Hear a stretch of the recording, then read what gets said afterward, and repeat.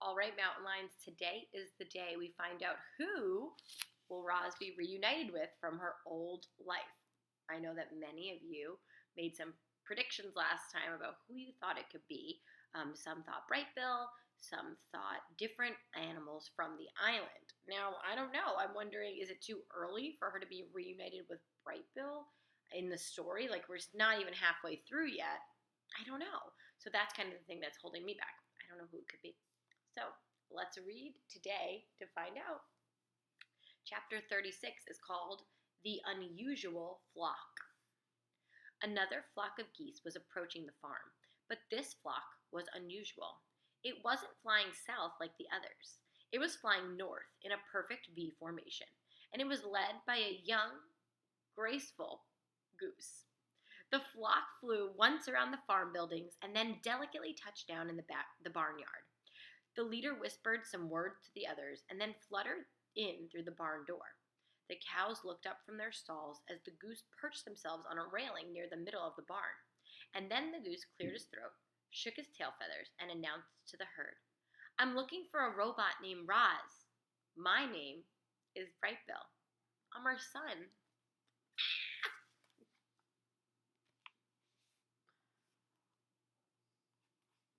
Oh my goodness.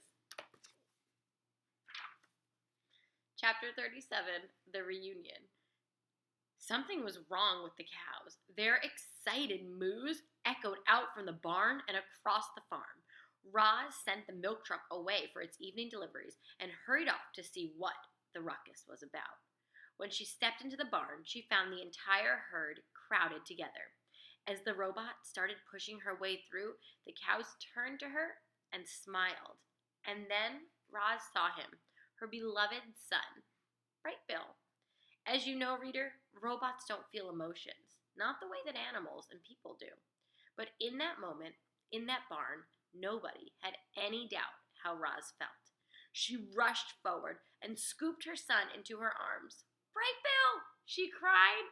"Is it really you?"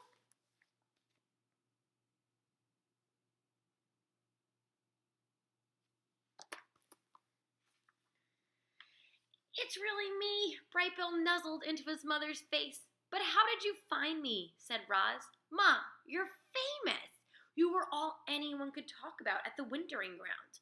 It started with the flocks of geese that stopped here on their migrations. They shared your story with everyone they met. Your story spread from flock to flock, from north to south, from east to west. Eventually, your story made its way to me. I took off as soon as I heard where you were. I didn't even tell the others." "But we caught up to him." Loudwing, the old goose, fluttered over the herd and gently landed on a cow's back. "Bright Bill wasn't the only one who wanted to see you, Roz." The rest of the flock appeared, and the robot found herself surrounded by old friends and family. Squawking and mooing and laughing and cheering filled the barn. But then came a loud, clear voice that only the robot understood. "Roz, what are you doing?" The animals hushed. Roz slowly turned around, and there were Jaya and Jad standing in the doorway. The children had seen it all. What do you think they're going to think about this reunion between Roz and Bright Bill? Well, chapter 38 is called The Truth, so that gives me a hint as to what might happen. I hope you're thinking the same thing at home. It's that, Roz is going to probably have to tell the children what's really going on here. Ready? Here we go.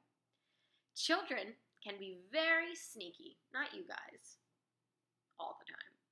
And when Jaya and Jad heard the ruckus coming out from the barn, they silently sneaked over to investigate.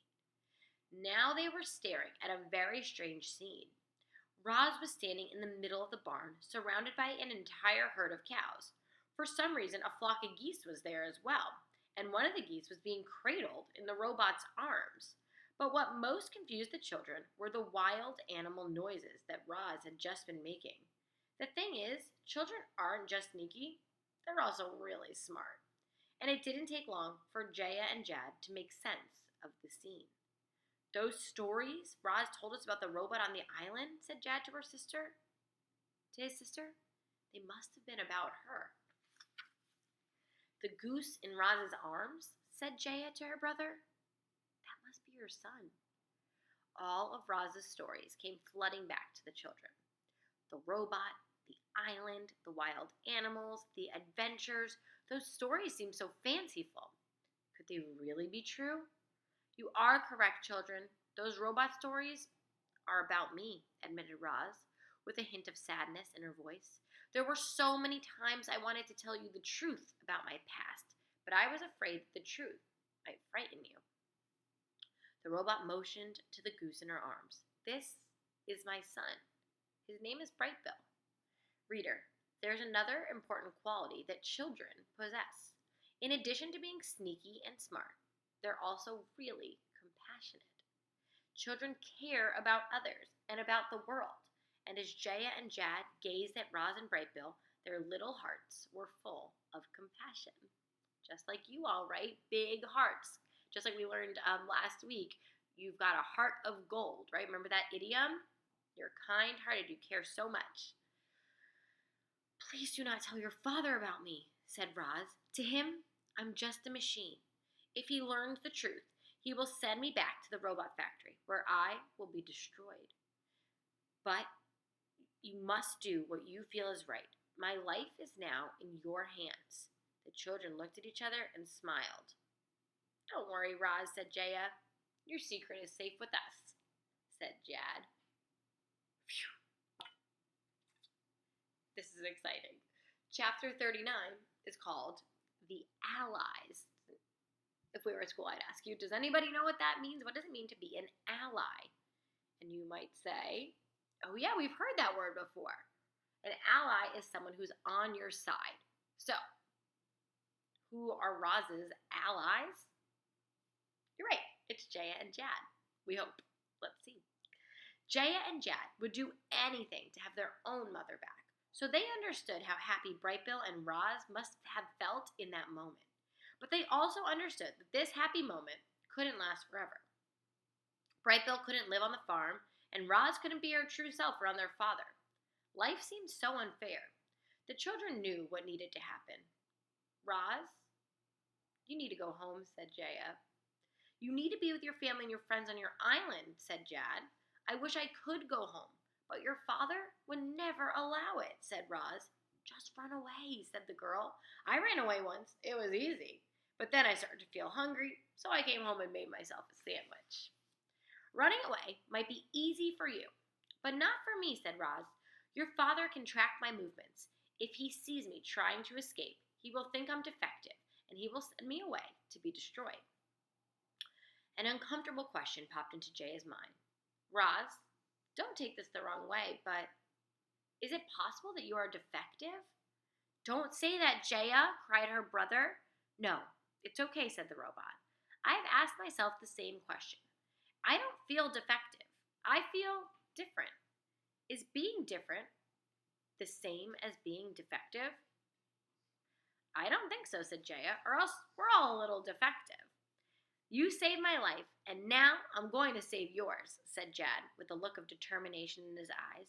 I know you can only access farming information, Roz, so let us handle the research. There has to be a way for you to escape safely, but we'll need time to figure out this plan. The robot exchanged a few animal words with her son, and then she said to the children, Brightbill must soon lead his flock back to their wintering grounds. However, he can return here in the spring. The boy slowly nodded. We'll have you ready by then. The girl looked concerned. Roz, even if you safely escape from the farm, how will you get all the way home to your island? Leave that to Brightbill and me, said the robot. Together, we will find our way home. I have faith in the two of us, and I have faith in the two of you.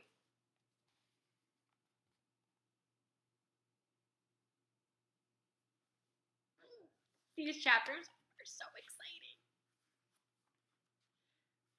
Let's see. One more. Chapter 40, The Instincts. The next few days were a blur. Roz rushed through her daily tasks so she could have more time with the flock. The geese talked about Chit-Chat the squirrel, and the beaver family and the other animals on the island. Roz talked about the robot factory and the Sharifs and life on the farm. But the geese were always aware of their instincts, calling them back to their wintering grounds. And when they awoke in the morning to find the countryside dusted with snow, they knew it was time to go. By some miracle, Roz and Brightbill had been reunited, and now they had to say goodbye all over again.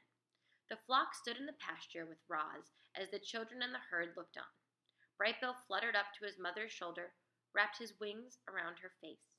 "I'll return in spring," said the goose, "and then you and we're going to find a way home." "Please be careful," said the robot. "I can't lose you again." "We'll keep your son out of trouble," squawked Lapwing with a smile. The geese waved goodbye to Roz and their new farm friends. Then Brightbill shook his tail feathers, beat his wings, and led his flock into the sky.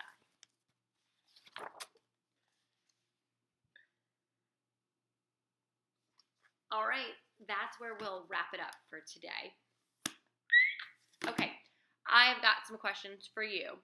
Number one, I want you're going to be able to draw a picture to describe the reunion between Brightbill and Roz. They were really descriptive in how they came together and what it looked like and sounded like and who was there. So I want you to kind of describe that scene a little bit from your perspective.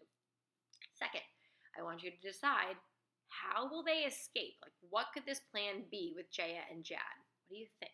Okay, so you're going to describe the farm scene, describe the reunion, and two, you're going to tell me, how do you think Brightbill and Roz will eventually escape with the help of their allies?